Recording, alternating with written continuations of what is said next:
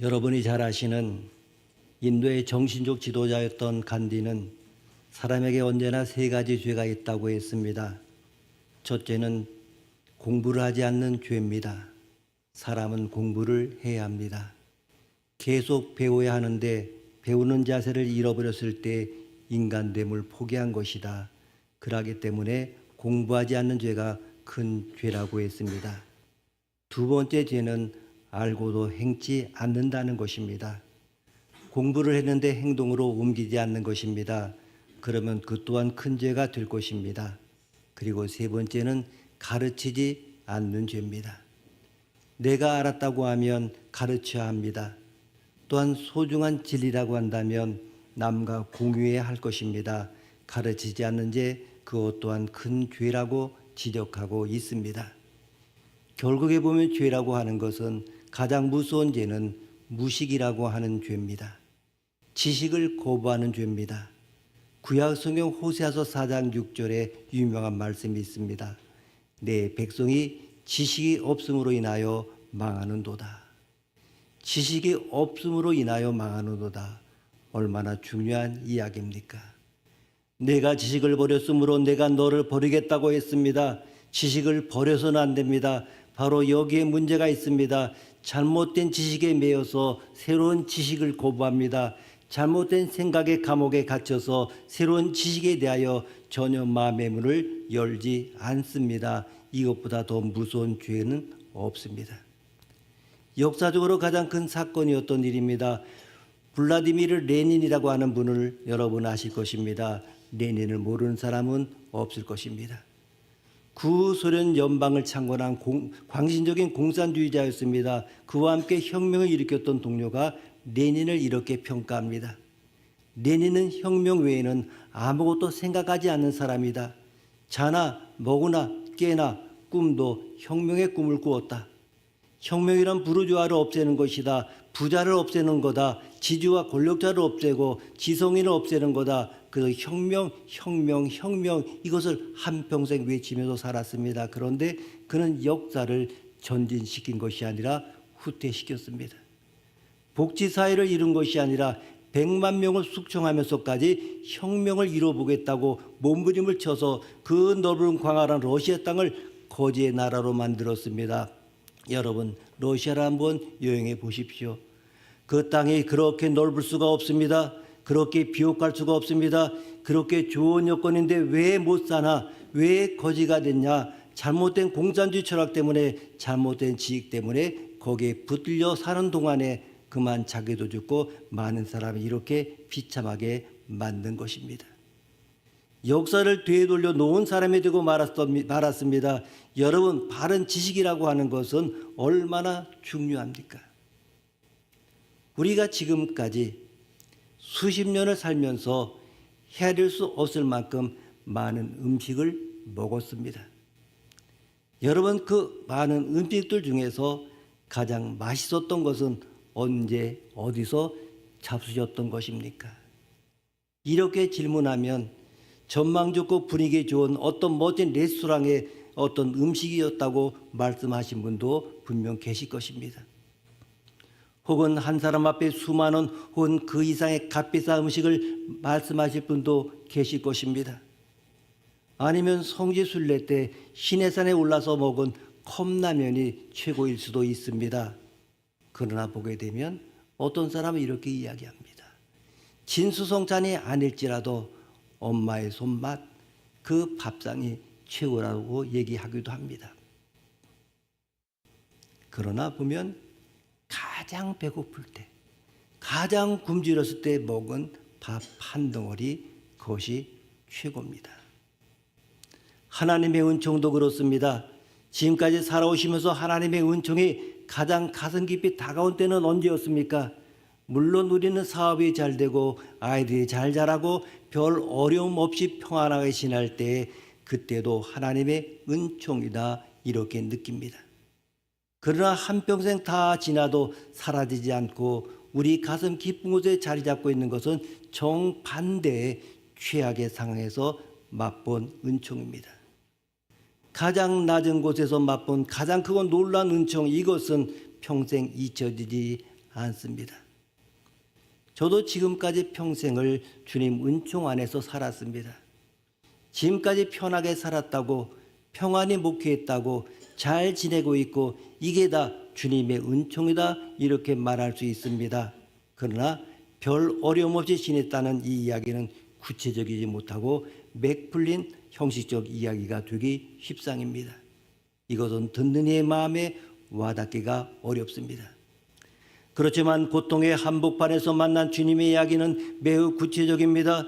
초등학교 때 어깨 쪽에 혹 같은 것이 있어서 여러 병원을 오고 간 일들, 늑막염으로 고생했던 일들, 아버지가 돌아가시고 맥없이 보낸 수많은 시간들, 부모가 시절에 옳고 그름 아닌 다름의 문제로 인한 내적 갈등들, 개척을 준비하면서 갈등했던 시간들, 이런 이야기 등을 그 고통이 한 올 한 올 지금도 가슴에 살아올 정도로 생생합니다. 그리고 감동이 있습니다. 이것을 좀 더 구체적으로 풀어서 이야기하면 저도 새롭고 듣는 여러분도 훨씬 몰두하며 듣게 될 것입니다. 이렇게 보면 평소의 모든 것이 다 주님의 은총이지만은 특별히 우리 인생의 가장 낮은 곳에서 만난 주님의 은총이야말로 엑기스 같은 것이라고 생각을 합니다. 주님은 어디나 계십니다. 부잣집 안방에도 계시고 가난한 집 단칸방에도 계십니다. 주님은 우리가 건강할 때도 우리와 함께 계시고 병들어 누울 때도 우리 곁에 계십니다. 주님은 자녀가 1등 성적표를 내밀 때도 함께 계시고 마음 기울여 낳고 키운 자식이 가출하고 부모의 가슴에 못을 박을 때도 함께 계십니다. 주님은 남편의 넓은 가슴에 안겨 행복하게 살 때도 함께 계시지만은 그 남편이 몇 날 며칠씩 집에 돌아오지 않아 아내의 마음을 갈갈이 찢을 때에도 함께 계십니다. 주님은 교회가 나날이 부흥되고 평안할 때도 함께 계시고 반대로 갈등과 아픔 중에 고통할 때도 함께 계십니다. 주님은 우리를 칭송하는 사람들에 에워싸여 있을 때도 계시고 그 누구도 알아주지 않고 버려진 채로 고독하게 이를 때 없을 때도 함께 계십니다. 그러나 가장 배고플 때 먹는 밥이 가장 맛있던 것으로 기억되듯이 가장 잊을 수 없는 주님의 은총은 행복하고 여건이 좋을 때 맛본 은총이기보다는 정반대로 더 이상 떨어질 수 없을 정도로 가장 밑바닥의 취약의 상황에서 맛본 은총입니다. 그래서 간증하는 분들의 말씀을 들어보게 되면 인생의 절망 중인 그 상황에서 만난 주님의 사랑과 은총이 대부분입니다. 이렇게 보면 주님은 어두울 때 더 잘 보이시는 분입니다. 일반적으로 우리는 밝은 곳에서 물체가 잘 보이고 어두운 곳에서는 잘 보이지 않는 것이 원리이지만은 주님을 배우는 것은 다릅니다. 오히려 인생이 대낮같이 밝은 때 우리는 주님을 잘 보지 못할 때가 많습니다. 차라리 어두워 앞길을 전혀 보이지 않아 방황할 때 그 캄캄한 곳에 이상할 정도로 주님의 모습을 더 선명하게 배우게 됩니다. 왜 이렇게 되는 것입니까? 먼저 주님을 배우는 마음의 눈은 고난 중에서 더 밝아지기 때문입니다. 우리가 한평생 살면서 물고기 뱃속에 떨어진 선지자 요나의 심정 같을 경우도 있습니다. 심정이 하루에 재산과 자녀를 다 잃은 욥의 마음 같을 수도 있습니다. 쫓겨나 갈 곳에서 광야를 울면서 배회하던 하갈의 심정, 두려운 형님 에서를 만나야 할 난대를 앞두고 떠는 야곱의 심정, 10대를 치료받았지만은 병이 낫기는커녕 재산을 모두 다 날리고 남편에게 버림받고 성전에도 나아갈 수 없었던 한 불쌍한 혈류증을 앓던 여인의 고통스러운 마음, 이런 사람들의 심정과 같을 경우가 있을 것입니다. 그러나 이때 이런 이들의 믿음은 더 불같이 타올랐습니다. 이분들은 그 고통 속에서 주님을 바라보는 눈이 더 밝아졌습니다. 요나는 물고기 뱃속에서 그 어느 때도 드려본 적이 없는 진실하고 진정한 그 믿음의 기도 올렸습니다. 요건 다 잃은 그 순간에 주시니도 여호와시요 취하시니도 여호와시니 여호와 이름이 찬송을 받으실지로라고 기도하면서 최상의 믿음을 드렸습니다. 하갈은 광야에서 통곡하면서 부르짖다가 은총을 얻었습니다. 야곱은 형님을 만나야 할 위기 앞에 야보강 나루토 기도의 기적을 이루었습니다. 혈루증을 앓던 여인은 그 질병 때문에 예수님을 향하여 옷자락이라도 만지면 나으리라는 절대 믿음의 손을 내밀 수 있었습니다. 이처럼 우리의 마음의 눈은 고난 속에서 더 밝아집니다. 주님을 향해 내미는 내 손도 고통 주는 믿음의 힘이 더 실립니다. 부르짖는 기도의 그 음성도 고통 중에서 더 절절하고 간절해집니다. 그리고 두 번째로 어두운 곳에서 은총의 주님을 더 잘 볼 수 있는 이유는 주님은 우리가 어려움에 처할수록 더 가까이 오셔서 우리를 건지시는 분이시기 때문입니다. 주님은 말씀하셨습니다. 환난 날에 나를 부르라. 내가 너를 건지리라. 내가 나를 영화롭게 하리라. 너희 염려를 다 주께 맡겨버리라. 이는 저가 너희를 권고하심이니라. 환난을 만났을 때 부르라고 하셨습니다. 염려를 맡기라고 했습니다. 무슨 말입니까? 힘들 때 너희를 도와주고 건져주겠다는 말씀입니다. 다시 말해서 주님은 우리가 형편 좋을 때만 함께하는 분이 결코 아니시며 오히려 고통받는 우리 곁에 즉 낮은 곳에 임하시는 분임을 말씀하신 것입니다. 여러분, 우리 주님은 우리가 가장 낮은 곳에 있을 때 다가오십니다. 오셔서 도우시고 건지시고 인도하십니다. 앞에서 말씀드린 대로 요나는 물고기 뱃속에서 주님을 만났고 다시 생명을 얻었습니다. 하갈은 하나님의 인도하심으로 아들과 함께 머물 보금자리를 얻었습니다. 야곱은 야복강의 기도 중에 주님 만났고 형님 에서와 화해하는 데 성공했습니다. 욥은 다 잃는 와중에서 다시 회복되어 두 배의 재산을 얻었고 자녀를 얻었습니다. 혈루증 여인은 12회를 괴롭히던 질병으로부터 나음을 얻었습니다. 오늘 우리는 본문에서 가장 낮은 상황에 떨어진 한 사나이를 보게 됩니다. 그는 세상에서 그것보다 더 부끄러울 수 없는 칭호가 붙여졌습니다. 즉 그는 강도였습니다. 오늘 본문을 보게 되면 그를 행악자라고 말씀합니다. 그는 평생 악을 행했습니다.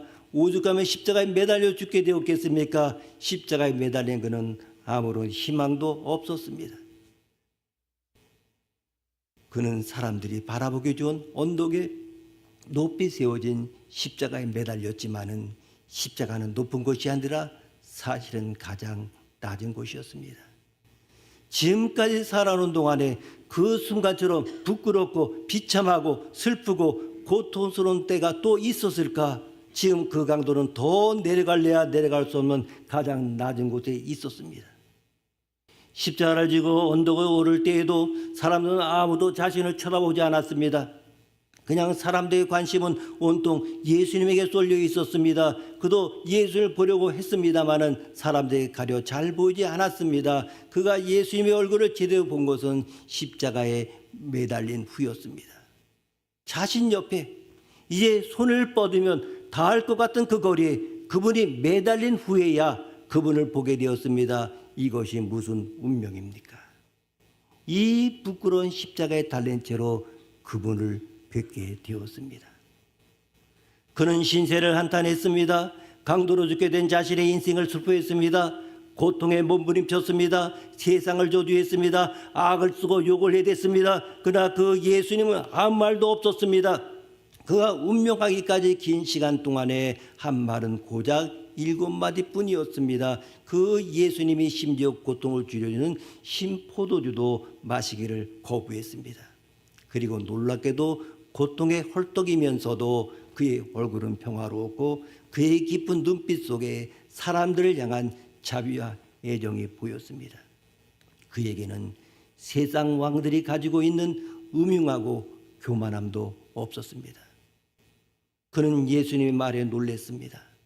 아버지여, 저들을 용서해 주옵소서. 자기들이 하는 일을 알지 못합니다. 이렇게 할 때 충격받았습니다. 저 원수들을 용서하다니 이건 강도가 세우려고 했던 나라와는 없는 일이었습니다. 그가 세우려고 했던 나라는 잔인한 복수만 있을 뿐입니다. 자신의 강도가 되지 않으면 먹고 살 수 없게 만든 이 세상에 대한 복수, 부자들에 대한 복수, 로마 군인들에 대한 복수 다 죽이고 빼앗아라, 다 뒤집어 엎어라, 그리고 그 위에 군림하라, 힘이 정의다. 이것이 그의 나라의 원리였습니다. 그러나 예수님의 나라는 달라 보였습니다. 그의 나라엔 용서가 있었습니다. 용서가 있는 나라라면 나 같은 강도도 용서를 받을 수 있단 말인가? 로마법도 유대법도 나를 용서하지 않고 이렇게 십자가에 나를 매달았는데 이 예수의 나라는 용서의 법이 있다니. 더군다나 예수님은 한 젊은이에게 어머니를 부탁하는 말을 했습니다. 여자여 보소서 아들이니이다. 보라 내 어머니라. 어머니, 이 얼마나 그리운 말입니까? 그는 집을 떠나고 난 다음에 강도로 떠나게 된 이후에 어머니를 본 적이 없습니다. 살아계신지 돌아가셨는지 그의 험한 인생에 어머니의 자리는 없었습니다. 도끼어린 그의 눈에 눈물이 배어나왔습니다. 그의 마음은 수십 년 전으로 돌아갔습니다. 아무런 욕심도 없이 어머니 품으로 만족하던 그 어리고 맑던 시절, 때묻지 않았던 시절, 그 시절이 그리웠습니다. 엄마 손을 잡고 놀던 그의 손에는 지금 커다란 못이 박혀 있었습니다. 자신이 세우고자 했던 나라는 사랑이 없음을 알았습니다. 자신이 세우려 했던 그 나라에는 가정의 사랑 따위는 사치였습니다. 그러나 예수님의 나라에는 사랑이 있었습니다. 어머니가 있고 아들이 있고 돌봄이 있고 사랑의 속으로 나오는 눈물이 있었습니다. 이 예수님의 나라는 어떤 나라인가? 예수님의 나라는 사랑으로 세우는 나라임을 알게 됐습니다. 그는 그 사랑 앞에 무너져 내렸습니다. 이제 그는 모든 체면과 부끄러움 무릅쓰고 예수님께 말했습니다. 예수여, 당신의 나라에 임할 때에 나를 기억하소서. 그때 예수님 말씀했습니다. 내가 오늘 나와 함께 낙원에 있으리라. 사랑하는 내 형제여, 그대가 세상에서 세우려고 했던 나라는 수명이 짧고 허무한 나라였지만은 내 나라는 영원한 생명의 나라일세. 내가 그 생명의 나라로 그대를 받아들이겠네. 왕이신 예수님은 그날 강도를 당신의 나라의 백성이 되는 것을 허락하셨습니다. 우리를 용서해 주신, 우리를 사랑해 주신, 조건 없이 나를 받아주시고 그리고 나를 위로해 주시고 나를 만져주시고 내게 꿈을 주시고 내게 기쁨 주시고 노래해 주시는 그 예수님 이렇게 말씀하십니다. 내가 오늘 나와 함께 낙원에 있으리라. 그 좋은 천국에 있으리라. 자, 이 말을 들었을 때 이 강도의 심정이 어떠했겠습니까? 회개하면 내가 오늘 나와 함께 낙원에 있으리라. 너무나 감격스러웠을 것입니다. 그는 자기가 죽어가는 것을 알고 있었습니다. 조금 있으면 내 생명이 끝날 것이 뻔합니다. 그는 얼마나 평안하게, 얼마나 감사한 마음으로, 얼마나 평안한 마음으로 자기에게 다가오는 죽음의 순간을 기다리고 있었겠습니까? 맞아. 나는 그분의 낙원에, 저분과 함께 있게 될 것이야. 그 낙원에 있게 될 것이야. 물론 저는 이 강도에게 후회가 있었다고 생각합니다.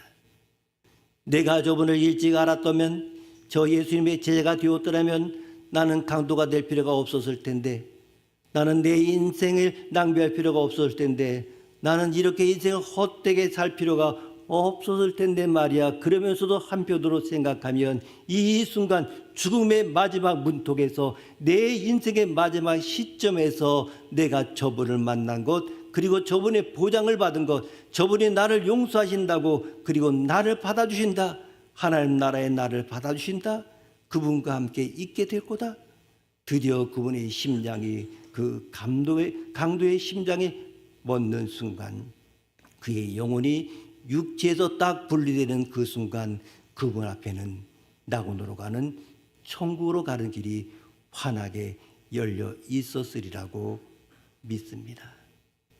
그날 강도는 예수님을 왕으로 영접했습니다. 그 순간 예수님은 강도의 왕이 되었습니다. 이미 예수님은 33년 전에 탄생하셨건만 강도에게는 그날이 예수님의 성탄절이었습니다. 예수님께서 왕으로, 구원자로 그의 인생에 탄생하는 날이었습니다. 그는 예수님의 왕이며 양아버지며 모친 마리아 동방박사들 그 목자들보다도 33년 늦게 성탄절을 지금 맞이했습니다. 그래도 결국 그는 성탄절을 맞이했습니다. 그런데 놀라운 것은 바로 그 곁에 주님이 함께 계셨다는 사실입니다. 그는 죽음의 순간에 주님을 불렀습니다. 예수여, 당신의 나라에 임하실 때 나를 기억하소서. 그는 지금까지 주님을 부른 적이 없었습니다. 건강하고 잘 나갈 때 그 자신이 왕이었습니다. 예수님의 나라의 백성이 되기를 원한 적 단 한 번도 없었습니다. 그런데 그는 죽음의 자리에서 예수님을 왕으로 모셨습니다. 고난이 그의 마음의 눈을 열어서 예수님을 구주요 왕으로 발견하게 하였습니다.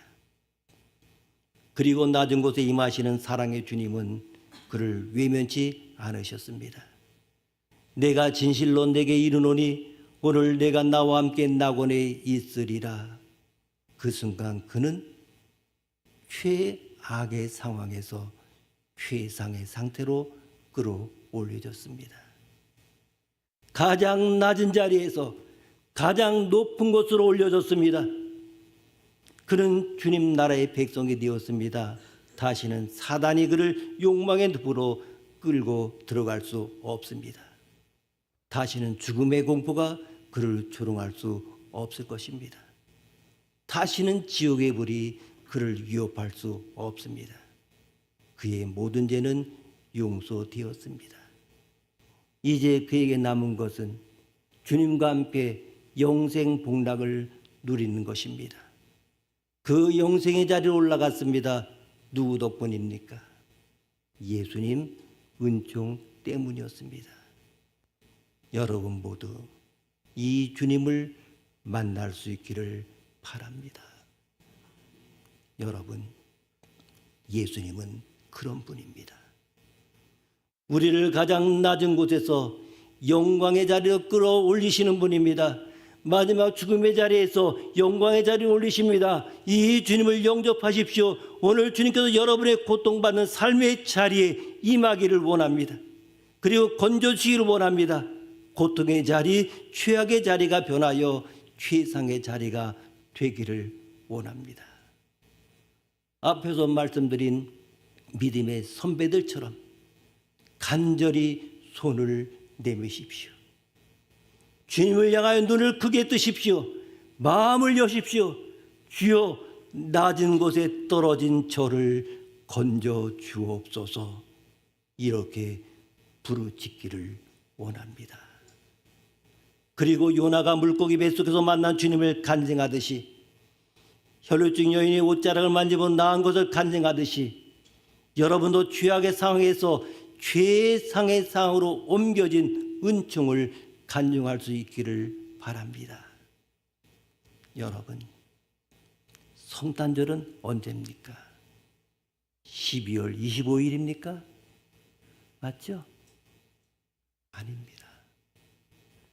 성탄절은 우리가 예수님을 인생의 왕으로 영접하는 그날입니다. 어떤 이는 이미 성탄절을 맞이했지만은 어떤 이는 아직도 성탄절을 맞이하지 못했습니다. 무엇 때문에 아직도 성탄절을 맞지 못했습니까? 그렇게 된 이유가 참으로 많습니다.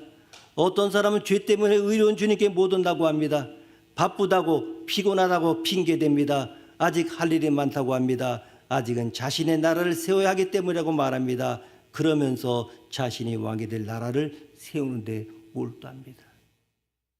때는 상처 때문에 주님을 영접하지 못합니다. 예수님께서 여러분에게 탄생하셨습니까? 아직 그렇게 못하셨다면 예수님을 영혼의 가정의 일터의 구주로 왕으로 영접하십시오. 영접하는 자 곧 그 이름을 믿는 자들에게는 하나님의 자녀가 되는 권세를 주셨으니 요한복음 1장 12절 말씀입니다. 여러분, 예수님이 세상에 탄생하셨습니까? 그렇습니다. 2000년 전은 베들레헴에 나셨습니다. 그렇다면 여러분에게 탄생하셨습니까? 예수님이 여러분에게 탄생하셨습니까? 이 시간 여러분의 개인의 대답을 주님께 드리시기를 바랍니다. 간절히 바라기는 지금 이 순간이라도 예수님을 구주요 왕으로 영접함으로써 지금까지 도망 다녔지만은 그러나 결국 지금이라도 그 성탄을 맞이하는 여러분의 믿음의 삶이 되기를 원합니다. 기도하시겠습니다. 하나님 아버지, 엄청난 용서를 받았고 또 용서를 받아야 할 사람들이 아직도 우리는 당연히 용서해야 할 사람을 용서하지 못하고 이런저런 이유로 인하여 아직도 마음의 맺힌 바를 풀지 못하고 사는 저희를 불쌍히 여겨 주옵소서. 주님께서 십자가상에서 하시던 그 귀한 말씀이 우리 마음에 깊은 감동을 주게 하시사 십자가상의 한 강도처럼 지금이라도 성탄절을 맞이하게 하옵소서.